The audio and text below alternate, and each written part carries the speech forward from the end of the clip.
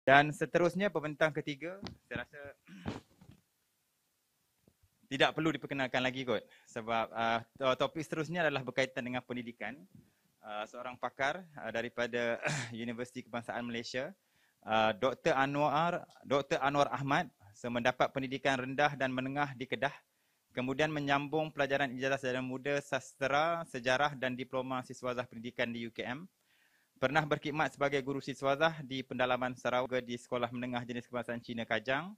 Seterusnya beliau menyertai UKM pada tahun 1995, melanjutkan pelajaran peringkat sarjana di Institute of Education, UCL University of London dalam bidang sosiologi pendidikan, kemudian menjambung pengajian di peringkat PhD dan dalam bidang pendidikan dan etnisiti di Institut Kajian Etnik UKM. So rasanya semua sedia maklum di mana salah seorang aktivis pendidikan yang terkenal lah di Malaysia. Dan tajuk yang akan dibentangkan hari ini oleh Dr. Anwar adalah kemiskinan relatif dan rentan pendidikan dalam kalangan murid Melayu. Tanpa melengahkan masa, saya menjemput doktor.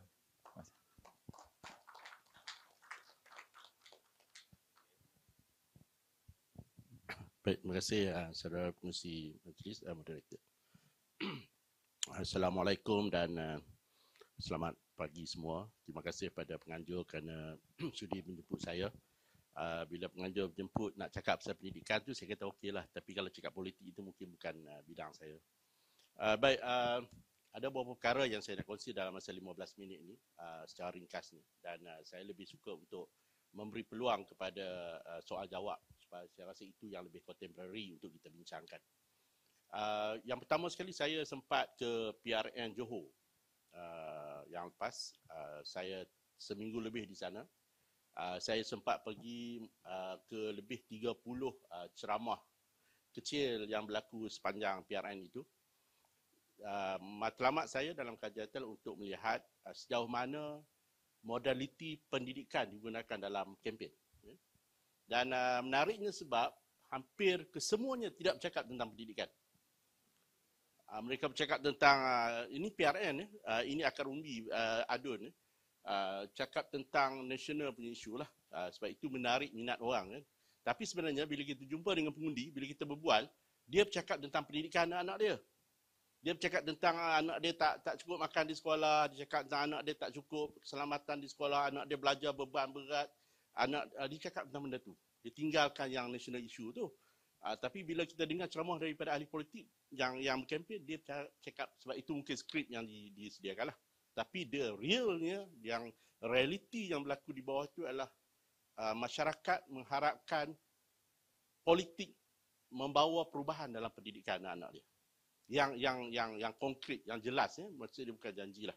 Baik, itu satu pengalaman yang baiklah pada saya melihat bagaimana walaupun kita selalu cakap tentang pendidikan, tapi dalam ruang politik ini sebenarnya tidak begitu, modal itu tidak begitu dipergunakan sepenuhnya untuk menarik undi oleh mana-mana parti politik. Baik, semalam saya di satu perkumpulan juga, kita bercakap tentang STEM. Sains, teknologi dan matematik. Data terkini menunjukkan 19% sahaja pelajar-pelajar kita mengambil aliran STEM. 19% saja. Ini data daripada Persatuan STEM Malaysia yang terkini. Daripada 19% itu 2/3 bukan Melayu. Maksudnya bilangan pelajar Melayu yang mengikuti aliran STEM di negara kita ni sangat-sangat kecil. Jadi kalau mereka tak ikut aliran STEM, bagaimana mereka nak jadi teknokrat? Bagaimana mereka nak masuk jadi bidang engineering, doktor, medical, dan yang melibatkan sains dan matematik? Kita bercakap nak membangunkan pendidikan Melayu, tapi cerita dia macam pengundi tak pergi berdaftar lah. Kan? Kita bercakap kempen, tapi pengundi itu tak pergi berdaftar. Dia tak boleh mengubah apa-apa. Sama juga dalam soal pendidikan. Kita bercakap nak memajukan pendidikan, nak majukan anak bangsa, tetapi perkara paling asas yang berlaku adalah anak-anak kita tidak memilih aliran yang memerlukan mereka maju ke hadapan. Ini perkara yang merisaukanlah kepada orang yang dalam pendidikan. Mungkin ahli politik tidak melihat ini sebagai satu modal politik. Kan? Tapi bagaimana boleh dijenamakan, itu ahli politik mungkin lebih bijak bagaimana untuk menarik minat ibu bapa untuk melihat bahawa perjuangan politik untuk memajukan anak melalui STEM ini sangat diperlukan. Baik. bila bercakap pasal tajuk ni, penjenamaan semula ni, saya membayangkan bila perkataan semula itu, maksudnya sudah ada satu waktu dahulu kita sudah berada di atas landasan yang betul. Jadi kita tersimpang, politik kita mungkin tersesat, maka kita nak jenama semula. Perkataan semula itu merujuk kepada ada period dalam politik negara kita ini sudah berada di atas landasan yang baik, yang betul, yang boleh menyebabkan politik Melayu itu berkembang dengan baik. Tapi mungkin pembentang kedua yang sebelum ni mungkin telah menjelaskan secara ringkaslah. Dan kita sebenarnya sedang menunggu juga period mana yang dikatakan sebagai period politik yang terbaik itu dalam masyarakat Melayu sepanjang kita merdeka sampai sekarang, yang boleh kita jadikan contoh, model, ikutan dan panduan dalam masyarakat kita. Ataupun adakah sepanjang 60 tahun yang lebih merdeka ini kita tidak ada satu waktu pun, satu period pun yang dikatakan politik Melayu yang cemerlang, yang hebat. Saya fikir ada. Mungkin Datuk Murad akan menjelaskanlah berkaitan dengan perkara itu. Baik, tapi apa yang saya nak katakan di sini adalah penjenamaan semula ini maksudnya ada ketikanya politik Melayu itu boleh menjadi panduan kepada kita. Dan saya akan bercakap dalam masa 15 minit ini berkaitan dengan segmen pendidikan. Di manakah ruang yang telah menunjukkan politik Melayu itu telah berjaya membawa pendidikan yang baik dan berjaya memimpin negara kita. Next. Baik, ini secara umum saja latarnya. Kalau kita lihat Malaysia ni, salah satu perkara yang saya dalam pengkajian saya adalah orang Melayu adalah kumpulan etnik yang paling banyak berkorban dalam ruang pendidikan untuk negara dia. Okay. Pemansuhan sekolah Melayu, dulu kita bagi sekolah Melayu, kita tukar jadi sekolah kebangsaan, hilang Melayu tu. Tak ada lagi. Jadi orang sekarang tak rasa sekolah kebangsaan itu sebenarnya sekolah Melayu dulu. Kan, hilangkan sebab kita nak memenuhi laporan Razak punya keinginan. Hilang satu. Tak apalah, itu mungkin persetujuan bersama ahli-ahli politik. Kemudian pemansuhan tulisan Jawi. Kita masukkan. Tidak ada lagi pendidikan Jawi secara formal di sekolah pada tahun 66. Sebab apa? Sebab kita nak bagi peluang semua orang belajar bahasa Melayu guna tulisan Rumi lebih mudah katanya. Okay, kita hilang tulisan Jawi. Satu pengorbanan. Kemudian kita bersetuju sistem pendidikan vernacular Cina dan juga Tamil kekal. Walaupun kita bercakap politik, tapi kita dah dengar secara Tun pun disebut. Daripada apa yang saya faham, apa yang Tun sebut tadi tentang tinggalkanlah isu sekolah vernacular ni, kita fokus kepada sekolah kebangsaan. Saya dapat merasakan apa yang Tun rasa adalah dia pun dah give up dah, dia dah fed up dah. Dia dah malas nak berunding dengan isu ni. Maksud dia, that's it lah. Kalau you nak teruskan, you teruskan, tapi kita kemaskan sekolah kebangsaan. Itu yang saya dapat. Sebab saya juga meneliti berkaitan dengan sekolah vernacular ni untuk PhD saya. Dan saya juga memahami apa yang Tun hasratkan itu. Baik, kemudian yang akhir sekali adalah DLP. Kita kata kita nak wujudkan satu sekolah, satu aliran. DLP itu dua aliran. Sekarang ni di sekolah kita ada DLP dua aliran. Jika kita tidak hanya bercakap sekolah vernacular sahaja, kita bercakap sekarang sekolah dalam sekolah kebangsaan itu pun ada dua aliran. Ada pelajar belajar dalam bahasa Melayu. Ada pelajar belajar dalam bahasa Inggeris. Pelajar belajar Melayu, bahasa Inggeris, bila saya jumpa, kastanya ada. Pemikiran terhadap elitis dia ada. Dia tak nak sangat berkawan dengan kumpulan yang bahasa lain aliran. Pembentukan segregasi dalam sekolah kebangsaan. Ini semua adalah perkara-perkara yang sedang berlaku sekarang. Dan ini tidak di-highlightkan sebagai politik. Dia bermusim. Next. Dan kalau kita balik pula ke belakang, secara ringkas, saya nak katakan bahawa Malaysia adalah antara negara di dunia selain pada Indonesia juga, di mana kumpulan guru adalah penggerak utama politik yang begitu hebat pada tahun 1940-an, 50-an, asas 50 dan sebagainya, penulis dan sebagainya. Gerakan guru ini adalah gerakan yang sangat kuat, yang boleh mempengaruhi masa sehingga berjaya dalam Malay Union, dalam kemerdekaan dan sebagainya. Kita ada pemimpin tokoh politik, guru MCSI, kita ada apa-apa, kita ada ibu contoh-contoh lah, Senur Rahman, Senu mengajar di sekolah Sungai Korok di Kedah. Kemudian Kemudian satu perkara yang saya nak kongsi di sini tentang ada period atau ada masanya politik itu berjaya mengangkat pendidikan adalah antara tahun 59 hingga 62. Itu satu contoh yang mesti disampaikan kepada ahli politik. Antara 59 hingga 62 kita tahu waktu itu Rahman Talib adalah menteri 60 Rahman Talib adalah menteri pelajaran. 59 kita ada pilihan raya pertama selepas mereka. Dan kita tahu 59 adalah antara pilihan raya yang paling kritikal apabila Tunku Abdul Rahman menerima ancaman ugutan daripada Bukan Melayu untuk memberi banyak perkara termasuk pertambahan kursi, sekolah vernacular dan sebagainya. Tetapi kalau kita lihat Rahman Talib sebagai contoh pemimpin, dia tak bertolak ansur dengan soal itu. Walaupun kemudiannya kita tahu yang dia melepaskan jawatan sebagai Menteri Pelajaran, tapi dia bertegas tentang isu pendidikan sehingga 2/3 daripada sekolah menengah Cina pada tahun 60 hingga 62, 2/3 telah menjadi sekolah menengah jenis kebangsaan. Mesti ikut kurikulum kebangsaan. Mesti ambil guru daripada guru latihan guru kebangsaan. Itu ketegasan yang telah dibuat oleh pemimpin Melayu, politik Melayu pada waktu itu, walaupun pada tahun 59, UMNO mengalami, walaupun menang, kehilangan kursi yang antara yang paling banyak dalam pilihan raya kerana tidak bersetuju dengan tuntutan-tuntutan oleh MCA dan juga parti-parti yang lain. Tetapi kita dah lihat dalam sejarah ada parti politik, pemimpin parti politik Melayu yang bertegas dalam soal pendidikan dan akhirnya beliau berjaya. Akhirnya Dong Zong dan sebagainya terpaksa ikut apa yang Rahman Talib kata. Dia sekat misalnya peruntukan. Kalau tak nak jadi sekolah menengah kebangsaan yang menggunakan kurikulum kebangsaan, sekat peruntukan. Tak akan bagi peruntukan. Sebab ini adalah peruntukan daripada kerajaan persekutuan. Mesti menggunakan kurikulum kebangsaan. Dan itu yang menarik ya, kalau kita lihat tentang pendidikan, perjuangan pendidikan ini bukanlah bermaksud politik orang Melayu lemah, tidak kuat. Ada waktu-waktunya politik Melayu telah menunjukkan contoh yang baik kepada kita untuk kita teladani dan kita ambil itu sebagai panduan kita. Next.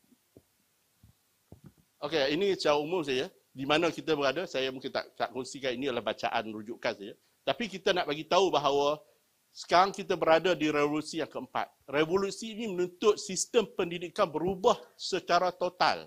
Tidak lagi boleh berharap kepada revolusi pendidikan yang ketiga yang menggunakan mass education, ada sistem bilik darjah, guru mengajar, pelajar mendengar, itu sudah menjadi tidak valid lagi. Sekarang ini sudah berubah total, tetapi dalam sistem pendidikan kita, KPM khususnya lah, bila saya sebut KPM ni, dia tak nak melalui perubahan itu. Dia takut untuk melalui perubahan itu. Sebab itu dianggap sebagai mungkin menggugat apa yang disebut oleh Tun tadi, seseorang itu dia tak mau berubah sebab buat apa dia nak berubah kalau itu tidak memberi kebaikan pada dia ataupun kelebihan pada dia. Jadi tidak mau perubahan itu, jadi kita tengok walaupun disebut tentang kreativiti, kebat, ini sekolah lah, kebat, OIT, Internet of Things, ICT, berbagai-bagai perkara baru yang sedang berlaku dalam masyarakat, dalam industri. Tapi kalau kita pergi ke sekolah, kita rasa macam kita masuk alam lain. Pengajarannya, kurikulumnya, teknik mengajarnya, guru-gurunya, pengetuanya, pentadbir, satu alam yang lain yang kalau kita masuk ke industri, kita rasa lain. Sebab apa yang diajar sekolah itu adalah kurikulum yang masih dikekalkan daripada tahun 90-an yang sebelum itu. Kita tak nak berubah, kita tak berani berubah sebab kita anggap perubahan itu akan menjadikan sesuatu yang mungkin menimbulkan isu dan sebagainya. Tapi masyarakat memerlukan perubahan itu. Next. Jadi bagaimana kita nak urus perubahan itu? Kita dah tahu perubahan sedang berlaku tapi kita tak nak berubah, masyarakat tak nak. Next. Baik, next. Baik. Isu Melayu dan pendidikan ini dah lama bercakap. Disebut oleh panel pertama tadi dan juga kedua. Dan dulu pun Munsyi Abdullah, Pendeta Zakbar cakap benda yang sama. Kalau kita baca, dia akan merujuk pada benda yang sama. Syed Hussein, Prof. Engku Aziz, dan Sri Arsyad, Tun Mahathir sendiri menjelaskan tentang naratif Melayu dan pendidikan. Dan kesemuanya itu akan pergi kepada satu kesimpulan yang sama. Iaitu, next. Next. Satu je, kemiskinan. Punca pendidikan Melayu kerana kemiskinan. Tun dah sebut banyak kali tadi, benda yang sama. Kemiskinan. Nak memajukan orang Melayu, kita kena pisahkan kemiskinan dengan pendidikan. Selagi mana kemiskinan itu meruntun pendidikan, maka pendidikan anak-anak orang Melayu tak akan berkembang. Kita kena pisahkan. Dan adakah ini pernah berlaku dalam sejarah pendidikan kita? Pernah berlaku. Next. Okay, ini saya teruskan. Next, tak ada pentingnya. Baik, ini tentang kemiskinan. Okey, nanti kita cerita. Tapi saya nak bagi tahu sini, walaupun kita mengeluh orang Melayu ni miskin, orang Melayu ni, tapi kita kena juga data menunjukkan bahawa daripada tahun 70 sampai tahun 2020 ni, sebenarnya orang Melayu telah menunjukkan prestasi yang baik untuk ekonominya, kemiskinan telah menurun. Itu realiti. Kita mungkin tidak berpuas hati sebab kita membuat perbandingan dengan kaum-kaum yang lain.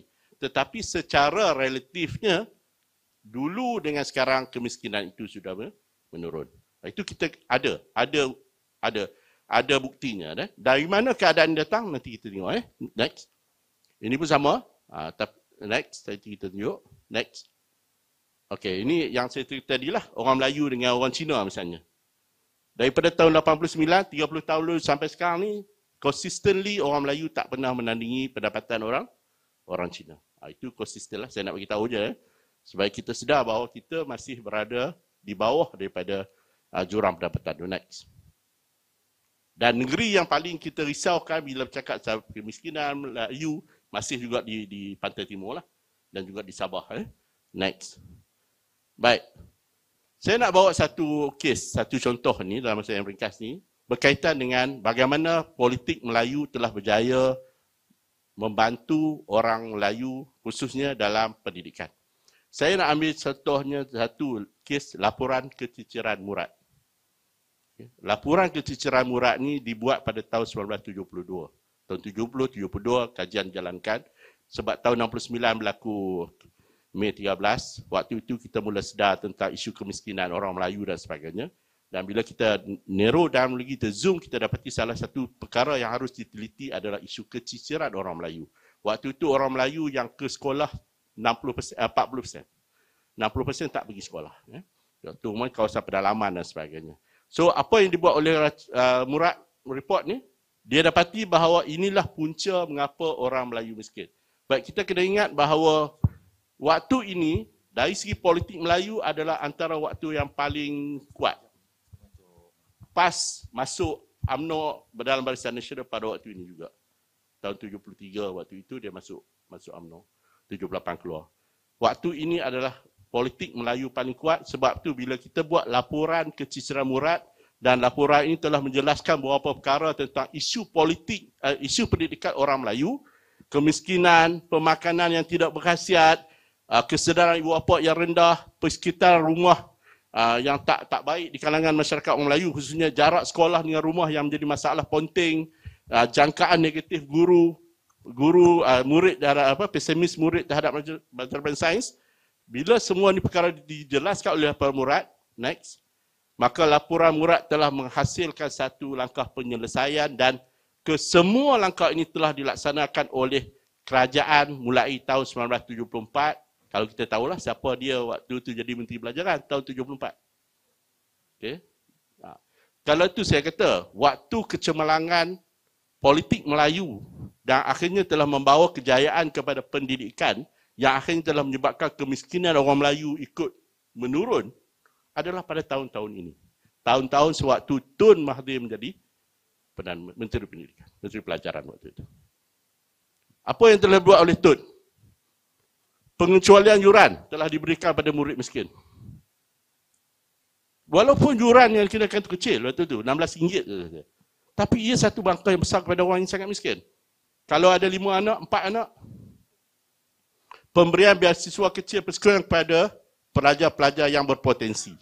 Pelajar yang baik, yang ada potensi, yang ada peluang untuk ke depan, diberi beasiswa RM33, seingat saya sebulan. Bagi duit. Tapi bukan bagi duit tu untuk pergi ni. Diasuh ataupun dipantau oleh sekolah. kena datang ke sekolah ambil duit tu, bukan masuk akaun. Murid kena pergi ke pejabat sekolah, jumpa guru dulu, ambil duit, pergi pejabat pos dan sebagainya lah waktu tu. Rancangan makanan tambahan. So, rancangan makanan tambahan bukan yang baru ni. Cerita rancangan makanan tambahan ni zaman Tun dah buat. Dan makanan tambahan masa tu sedap. Saya pun dapat. Memang sedap. Kita ni yang miskin ni, pergi sekolah awal sebab nak dapat ni nasi goreng, mi goreng dia dan sebagainya. Dan walaupun dia adalah makanan yang ringkas, tapi dia berkhasiat. Walaupun dia ringkas, dia ada sesuatu yang sangat berharga pada orang miskin. Jadi anak-anak masuk ke kelas, sebelum kelas dia makan dulu. Baru dia masuk kelas. Tapi hari ini kita potong tinggal RM2.50. Nah, RM2.50 nak makan apa? Tak boleh.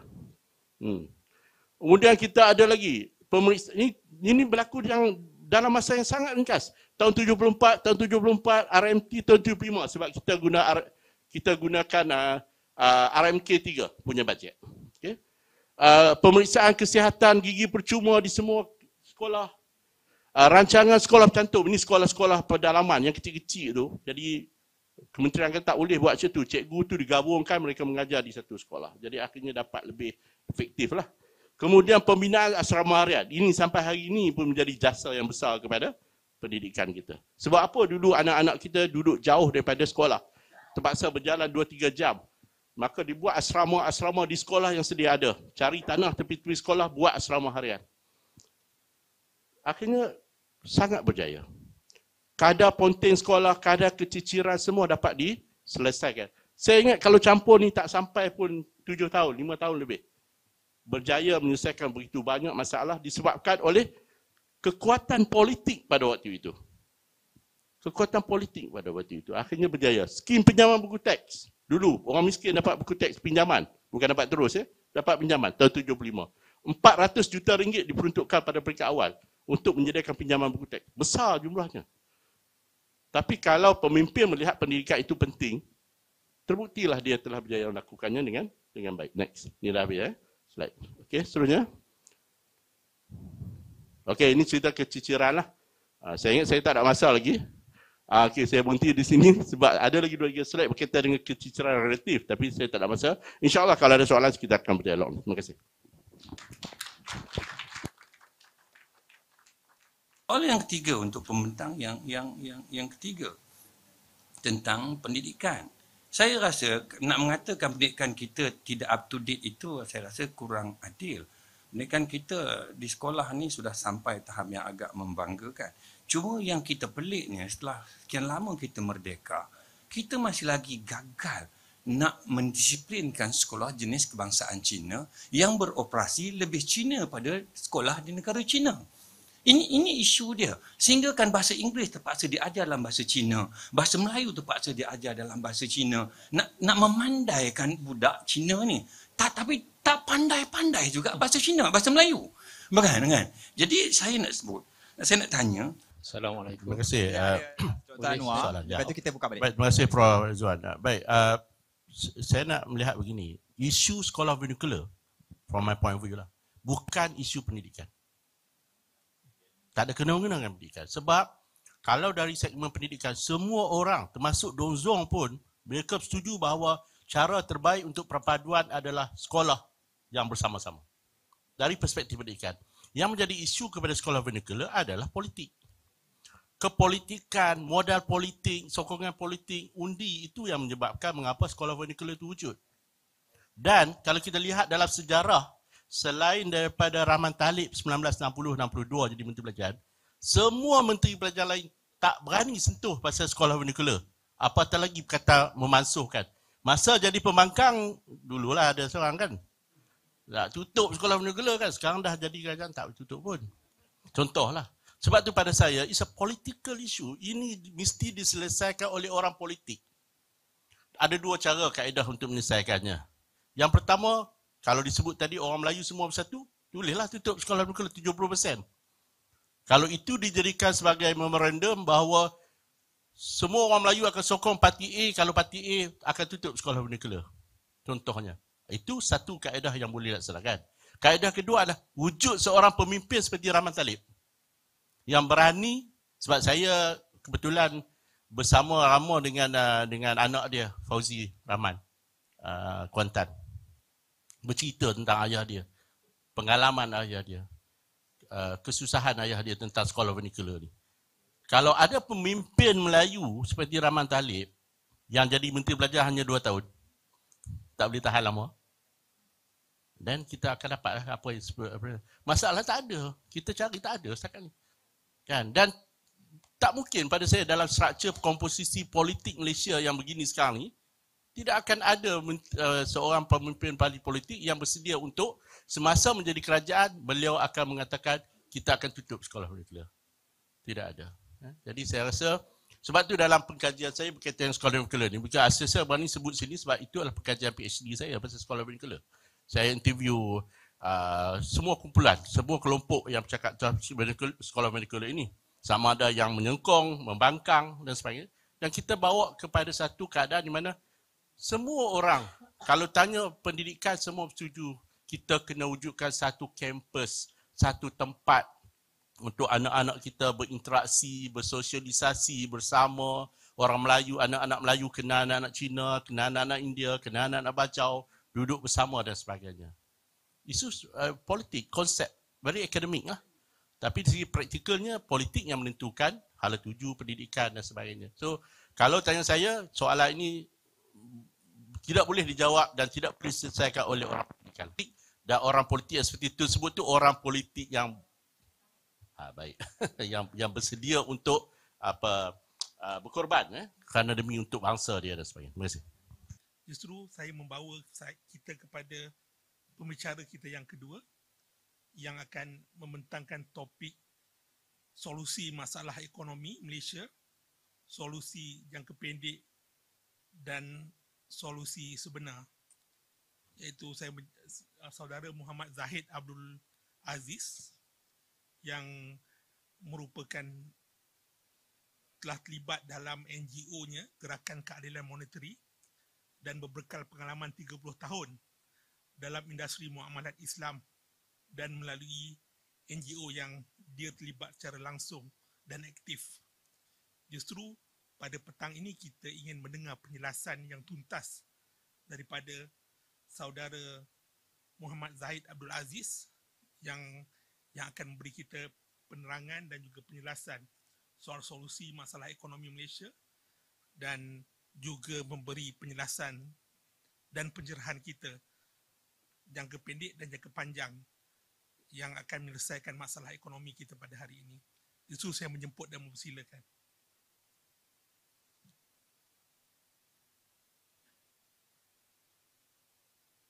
Untuk makluman, saya memberi 15 minit maksimum kepada setiap panel untuk membentangkan dapatan mereka pada hari ini.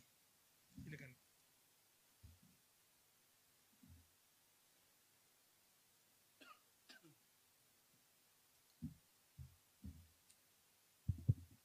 Assalamualaikum warahmatullahi wabarakatuh. Alhamdulillah rabbil alamin. Allahumma salli ala sayyidina Muhammad wa ala alihi wa sahbihi ajma'in. Terima kasih Tuan Pengerusi Majlis, sahabat saya, saudara Datuk Nizam Mahsyar dan ahli jawatan kuasa forum ini dan sahabat-sahabat sekalian. Apakah relevannya reformasi sistem monetary di dalam suatu forum perjuangan kemampanan Melayu? Saya tidak akan bantu tuan-tuan dan puan-puan. Saya serah kepada tuan-tuan dan puan-puan untuk menilai di mana hubung kaitnya reformasi sistem monetary dengan perjuangan bangsa Melayu. Okey, saya akan sentuh dua solusi.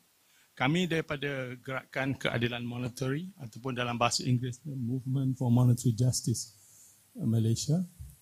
Kami adalah ahli NGO terdiri daripada satu dunia ada NGO ni, International Movement for Monetary Reform. Kami sudah faham dari mana duit datang, siapa yang mulakan sistem monetary dunia ni dan mengapa kita harus bangun dan tukar. Dan alhamdulillah hasrat untuk menukar ni bukan sahaja datang daripada negara Islam, tetapi juga daripada negara Eropah. Ya. Baik, selalunya wacana kami paling kurang 1 jam setengah. Saya dah beri 15 minit untuk bicara tentang sistem moneteri Islam. InsyaAllah saya akan cuba. Tetapi sebelum ke situ, biarlah saya baca dahulu press statement kami dalam sebulan lepas, ya, bagaimana solusi jangka pendek untuk menyelesaikan kemelut ekonomi Malaysia, ekonomi COVID sekarang yang dilalui. Izinkan saya membaca, ya, sebab kalau saya tak baca mungkin saya tertinggal beberapa perkataan yang khususnya dirangka oleh pengurusi kami, Profesor Kamil Ahmad Kamil Maiden Marikan. Saya timbalan pengurusi. Solusi jangka pendek dirangka oleh Prof Kamil dan solusi sovereign money ialah tulisan saya. Baiklah. Kami memerhati kemelut ekonomi yang sedang berlaku akibat COVID pandemik dan sekarang akibat perang Ukraine. Ya. Alhamdulillah, terima kasih kepada yayasan menjemput kami, memberi pandangan. Tak ramai yang tanya kami. Ya. Kami terdiri daripada ahli akademik, bekas perbankan Islam, peguam, student dan orang ramai, ya, dan juga para asatizah. 3 solusi jangka pendek yang kami usulkan, yang malangnya tidak war-warkan oleh media baru ni.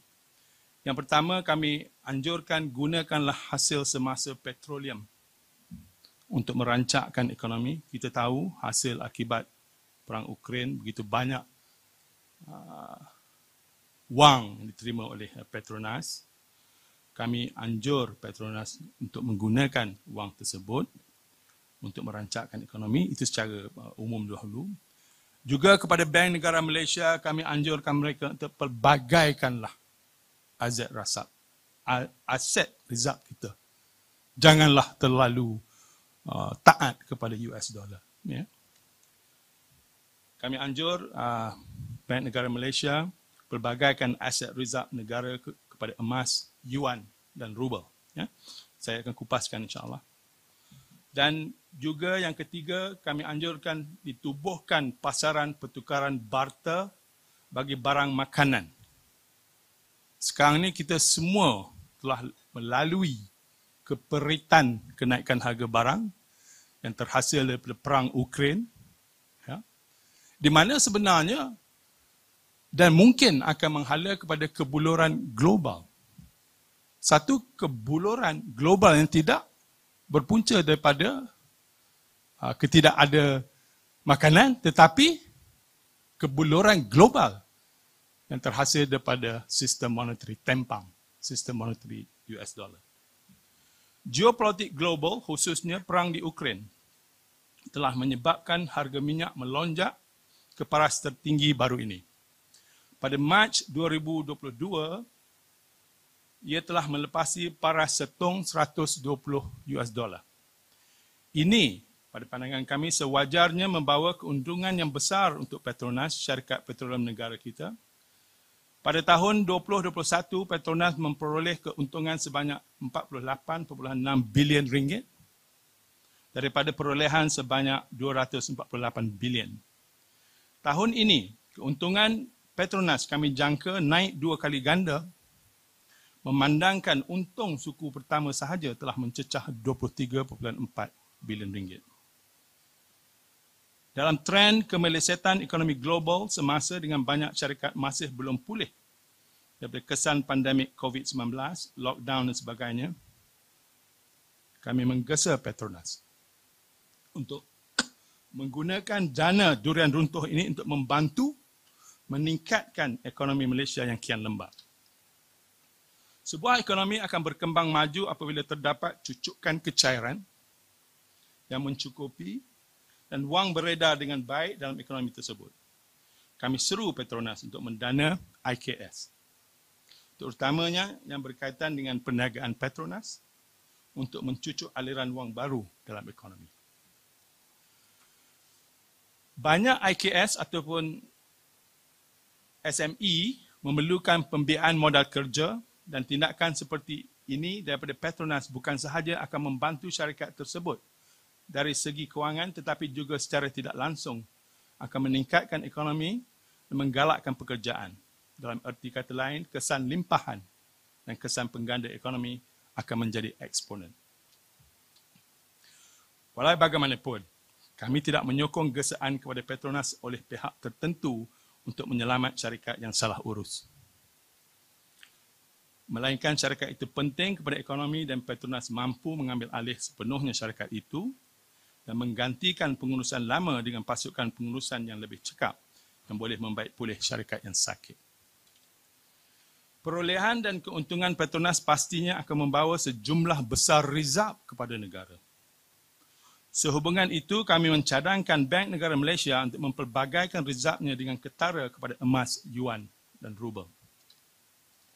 Secara tradisinya, dolar Amerika Syarikat adalah mata wang rizab yang lebih popular, tetapi bagaimanapun dengan perkembangan geopolitik global semasa, dolar berada dalam ancaman kejatuhan parah. Ini berpunca daripada dua sebab utama. Satu, Rusia telah menambat nilai rubelnya kepada emas, dengan menjadikan 5,000 rubel boleh ditukar dengan 1 gram emas. Ini seperti kembali kepada standard emas klasik, the classic gold standard. Ya. Tambahan pula, Rusia merupakan pengeksport utama minyak ke Eropah dan kini menuntut pembayaran dibuat dalam rubel, jauh daripada menggunakan kaedah petrodolar. Ini merupakan perkembangan yang sangat ketara kerana petroleum adalah input penting untuk menggerakkan enjin ekonomi mana-mana negara. China juga beberapa tahun lalu melancarkan petro-yuannya yang disokong oleh emas. Justru secara keseluruhannya Rusia dan China, kedua-dua negara yang mampu memberi cabaran kepada Amerika Syarikat dari segi ketenteraan dan ekonomi, sedang membuka laluan kepada dunia untuk beralih daripada sistem petrodolar pada sistem yang disokong oleh emas. Oleh itu adalah tersangat tepat bagi Bank Negara Malaysia untuk mengumpul emas, rubel dan yuan sebagai aset rizab dalam keadaan semasa dunia. Dan jika Malaysia juga boleh menjual minyaknya untuk setara dengan emas, itu adalah yang terbaik, yakni petro ringgit yang disokong oleh emas. Bagaimanapun, untuk langkah sedemikian, pertimbangan politik yang serius adalah perlu dan mesti ditimbang dengan teliti. Sebagai contoh, adakah kita mempunyai kekuatan tentera dan gabungan ketenteraan untuk mempertahankan langkah sedemikian.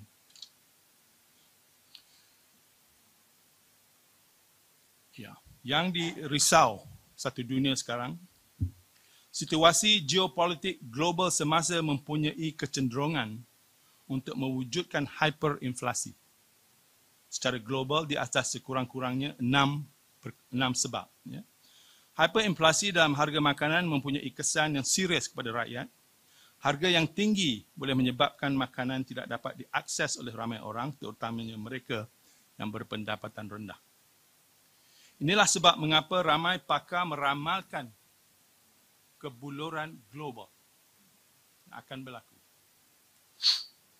Kebuluran bukan disebabkan oleh kekurangan dalam pengeluaran makanan, kemarau atau perubahan iklim. Sebaliknya disebabkan oleh fenomena monetari, di mana sebilangan besar isi rumah akan mendapati harga makanan terlalu tinggi di luar kemampuan mereka. Segelintir isi rumah di Malaysia sudah merungut kerana pendapatan mereka tidak mencukupi untuk barangan runcit. 6 sebab inflasi harga makanan ialah pelonggaran kuantitatif, yakni quantitative easing, dilakukan di Amerika Syarikat dan di negara lain dalam bertrilion dolar kebelakangan ini, yakni penciptaan duit baru ya, oleh Amerika Syarikat. Ini adalah penciptaan wang baru secara besar-besaran yang pastinya akan membuatkan harga global melonjak. Terutamanya kerana dolar ialah mata wang rizab antarabangsa. Juga pasaran spot dan niaga hadapan komoditi global diniaga dalam dolar. Oleh itu, lonjakan wang baru ini boleh memasuki pasaran ini, menaikkan harga komoditi, mendatangkan kesan yang buruk kepada kita.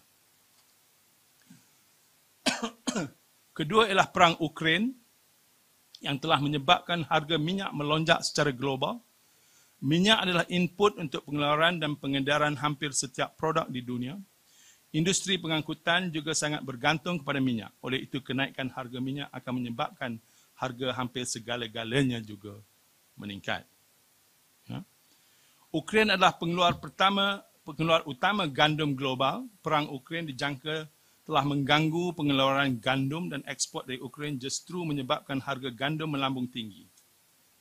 Ini akan menyebabkan harga semua barang makanan, terutama bijirin, juga melambung tinggi sebagai pengganti gandum. Sebab keempat ialah memandangkan Rusia menjadikan 5,000 rubel boleh ditukar dengan 1 gram emas. Ini akan menjadikan rubel meningkat berbanding dolar. Sesungguhnya rubel terus meningkat berbanding dolar di saat ini. Amerika Syarikat telah bertindak balas terhadap perkara ini dengan meningkatkan kadar faedahnya dengan ketara. Walau bagaimanapun, pasaran nampaknya meramalkan kelemahan dolar berterusan. Okey. Kejatuhan dolar akan menyebabkan harga semua benda meningkat. Ya. Oleh yang demikian, itu 3 solusi jangka pendek yang kami syorkan. Solusi sebenar yang perlu kita lakukan ialah mengubah sistem monetary kita. Kita terima dengan tanpa banyak bicara sistem monetary daripada penjajah. Di dalam Malaysia maupun di mana-mana negara, duit yang paling banyak dicipta ialah duit nombor. Duit dalam wallet tuan-tuan tu yang note dan shilling tu hanya 3%.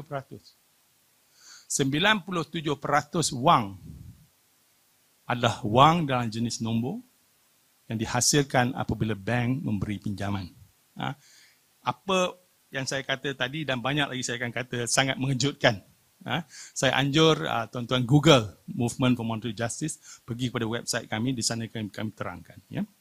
Penciptaan wang oleh bank apabila mereka memberi pinjaman ialah satu fenomena yang telah disahkan oleh Bank of England, Central Bank of Europe dan juga Federal Reserve. Ia bukan kata-kata mainan, ia hakikat. Masalahnya di Malaysia kita telah serahkan hak penciptaan wang kepada bank. Bank di Malaysia mencipta 97% wang. Ini adalah satu hak yang sangat penting. Ya. Tetapi apabila mereka menerima hak itu, mereka telah khianat. Seharusnya apabila menerima hak mencipta wang yang diberi oleh negara, mereka harus halakan wang tersebut 100% kepada ekonomi tampak untuk menghasilkan pekerjaan dan meningkatkan output ekonomi. Tetapi mereka mereka menganggap hak itulah hak pribadi, maka tidak ada kaitan, tidak ada responsibility, tidak ada tanggungjawab mereka kepada rakyat dan negara.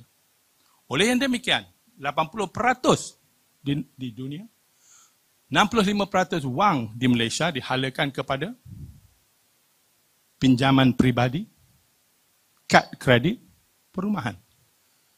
Yang menghasilkan inflasi permanent. Permanent inflation suffered most by the poor. Dan juga menghasilkan inflasi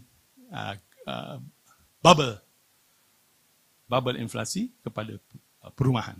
Ya, di mana anak kita tidak mampu membeli rumah, mereka hanya mampu melihat. Akibat daripada pengkhianatan bank, lari daripada tanggungjawab sebenar mereka, yang berlaku ialah inflasi yang kekal, yang tak henti. Ya, apabila apa-apa Menteri Kabinet menyebutkan kadar inflasi ialah 2%, dia hanya merujuk kepada harga 12 bulan dahulu. Baru ni satu senior minister kata orang Malaysia patut bergembira kadar inflasi kita 2%.